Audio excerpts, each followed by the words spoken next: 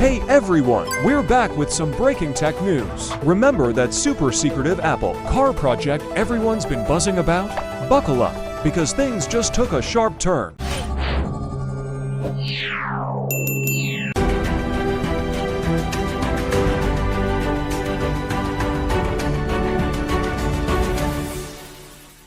The dream.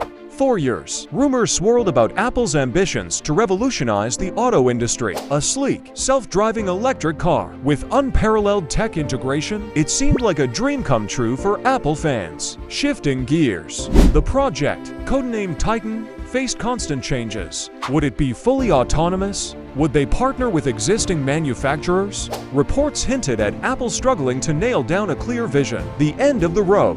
Well, in February 2024, the dream came to a screeching halt. Apple officially canceled Project Titan.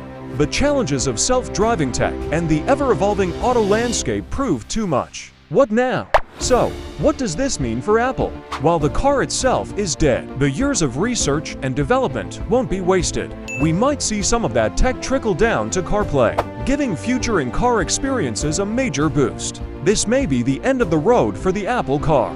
While the car project is over, it's important to remember that Apple is a master of innovation. Their expertise in hardware, software, and ecosystem integration is unparalleled. So, even though we won't see an Apple car anytime soon, this doesn't necessarily mean the end of their involvement in the future of transportation. Let us know in the comments below. What do you think about the decision of Apple to canceling the Apple car project? Don't forget to like the video and subscribe to our channel to keep us updating you about the latest tech.